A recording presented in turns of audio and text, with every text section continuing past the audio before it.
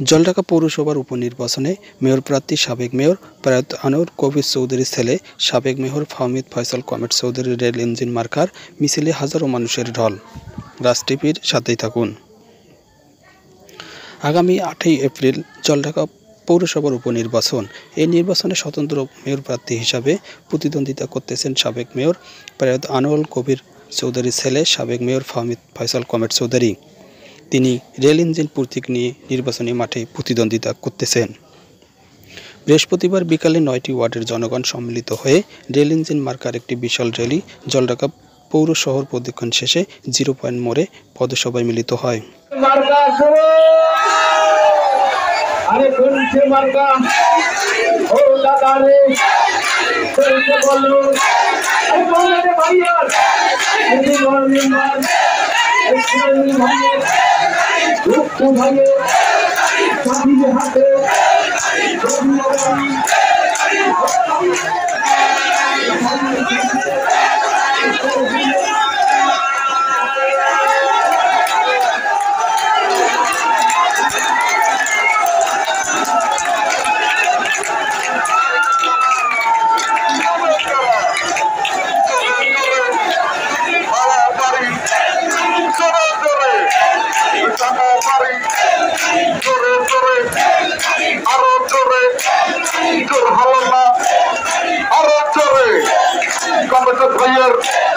মার্কা ভালো, দেখতে ভালো, ও ভাইয়ের মার্কা ভালো, আস্তে আস্তে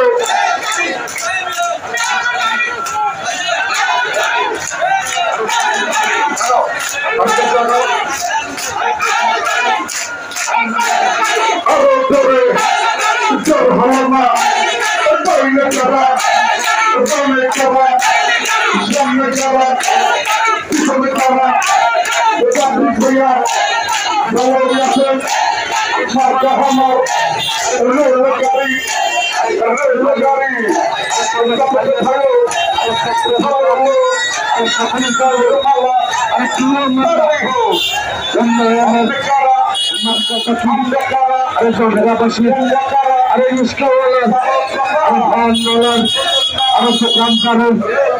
সবার মুখে আরো শিক্ষিত সমাজের আরো সবাই বলো আর মার্কা ভালো আর যোগ্য নেতা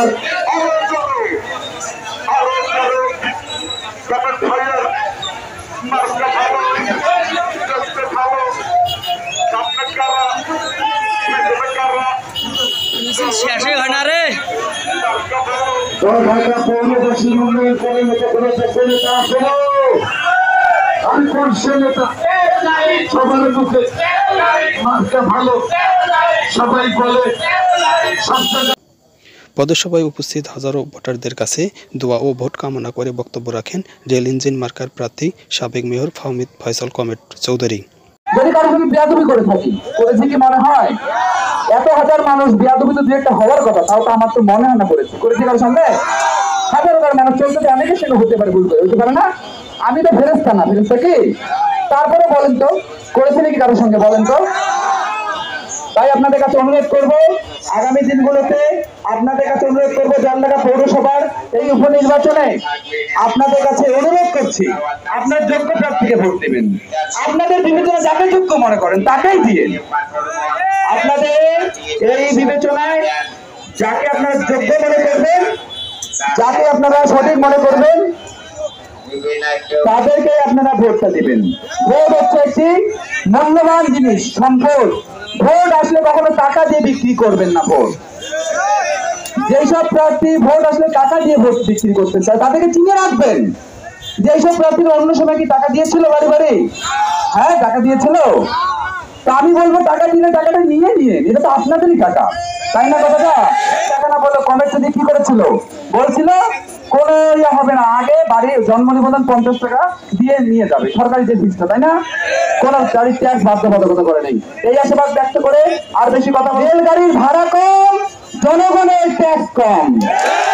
রেল গাড়ির ভাড়া কম, জন্ম নিবন্ধনের ট্যাক্স কম।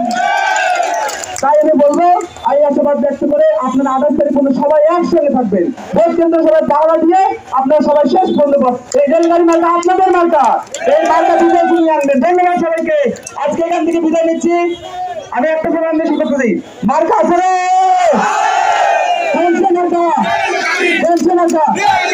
ধন্যবাদ সবাইকে, ধন্যবাদ, আসসালামু আলাইকুম।